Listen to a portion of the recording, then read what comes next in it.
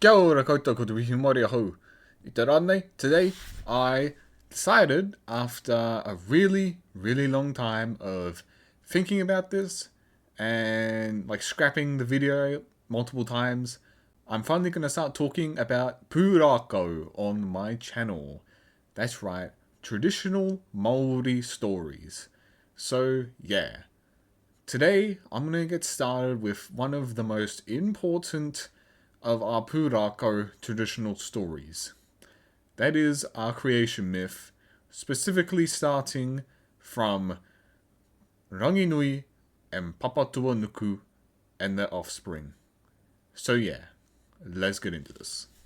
So I feel like before I even start to tell the story to you guys, first I should probably go over some really fundamental aspects to our culture and our stories, so you really like get the idea behind these. So for starters, we have two big concepts I want to bring up for a starter. That is whakapapa, or in my dialect hakapapa, and whānautanga. Hakapapa is your genealogy, your ancestry, where you trace from. And whānautanga is relations and making relations, connections between things and people. And these are very important because in Māori, pūrākau, and mātauranga traditional understanding, everything is related and you can trace everything back to the beginning of time. Everything has an ancestor and an offspring and is related to everything else. Nothing is separated from anything else. We're all in one massive web that leads back to the beginning of existence. So yeah, let's get into this. So for today's story, we are going back to the beginning and the creation of Te Ao, or the world of understanding / light. This story begins with Rangi, the Sky Father, and Papatūānuku, the Earth Mother. Although there were gods that came before them, these are the two most important gods, to me at least, and to a lot of Māori, as they are the ones that create the world as we know it, and its offspring. So we have Rangi, the Sky Father, and Papatūānuku, the Earth Mother. They lie together in each other's embrace, and they produce many, many children. Many gods, which are very important for our universe and how it exists. Some of these gods are Tāne Mahuta, the god of the forest, of nature, and the birds that live in it. Tangaroa, god of the sea and its inhabitants. Tūmatauenga, the god of war, humanity, cultivation of food, and collection of food, as well as other things. Then we have other gods, like Ruamoko, god of earthquakes, Tāwhiri, the god of weather, and Whiro, god of utu. Although this word normally means revenge, its actual meaning is balance. So yeah, although he is often portrayed in modern retellings of pūrākau as being like Satan or something, he's not Satan, okay? He just happens to bring the evil back into a world to keep the balance of utu. Because if everything's good, then nothing's good. But anyways, we have all these brothers, all the brothers, the kids of Rangi and Papatūānuku. But they are trapped between their mother and father's warm embrace in a world of darkness where they cannot see. The sun does not shine in between them. It is cold, no light. And despite their love for their parents, they know that they must separate them. However, this is not something that they all agree upon. Tāwhiri and Whiro, they disagree with separating their parents. But Tāne Mahuta and Tūmatauenga, they are certain that they will separate their parents by any means necessary in order to achieve freedom from the darkness. During this time of arguing between the brothers, war breaks out. There are many gods that fight each other. And in the end, Tūmatauenga is victorious over Tawhiri, and as such, they separate their parents. It was not an easy feat, however, and during the fighting, Ruamoko, the god of earthquakes and the youngest child, returns to his mother's womb, where even nowadays we feel his influence as he cries in the womb and causes earthquakes. To separate their parents. First, they try to push them apart, but their embrace is too strong with each other. They hold on, not letting go. Tāne Mahuta, god of the forest, lies down on his back and pushes up with his hind legs, the trees, to try and push Rangi and Papa apart, but they still hold on to each other. So Tūmatauenga cuts off their arms, stopping them from being able to embrace each other. In this process, separating them from each other, resulting in Rangi Nui becoming the sky we see above us today, and Papatūānuku, the earth that we stand upon.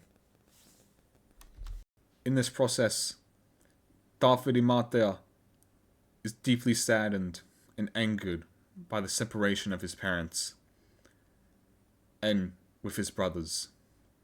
As such, in a fit of rage, he tears his eyes out, crushes them, and throws them into the sky on his father's chest, which is how we get the constellation Matariki, which we use to mark the new year. The full name being Anga Mata o Te Airiki Tawhiri, the eyes of the noble Tawhiri. And as such, he returns to his father in the heavens, Rangi Nui, to stay away from his brothers.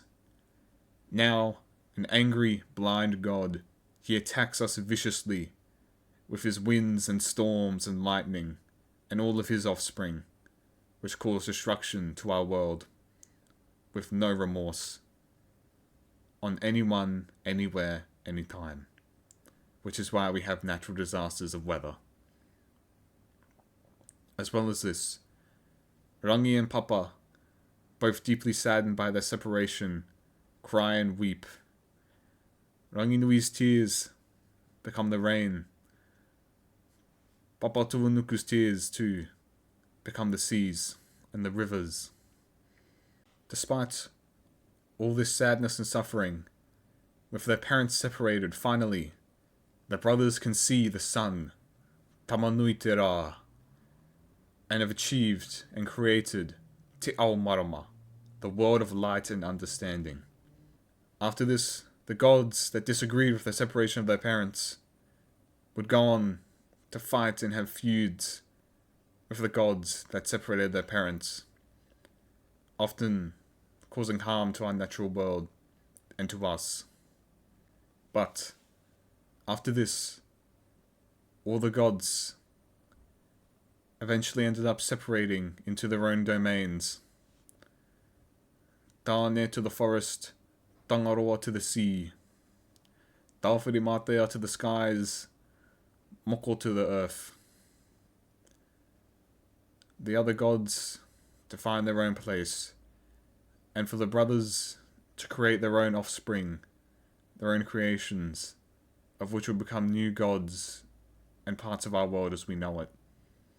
An example of this being Tāne Mahuta, creating humans, as well as creating many, many other offspring of the natural world. Other gods, such as Tangaroa, creating the fish that we use to survive and eat.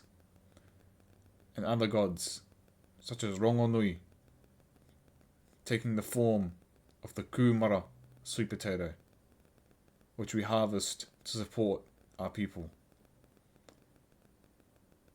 This is what I was talking about before with Hakapapa and Whānautanga. Everything can be traced back to the gods through generations and genealogy. And everything is related to each other. We are made by Tāne Mahuta, but Tūmatauenga holds mana over us. Tangaroa owns the water that we need to survive, creates the fish that we feed on to sustain ourselves. Tāne mahuta creates the natural environment which we take resources from. Rongo creates our cultivated foods so that we can support our people. That is whānautanga. We are related to everything. Everything has a relation to something else. And we all have hakapapa.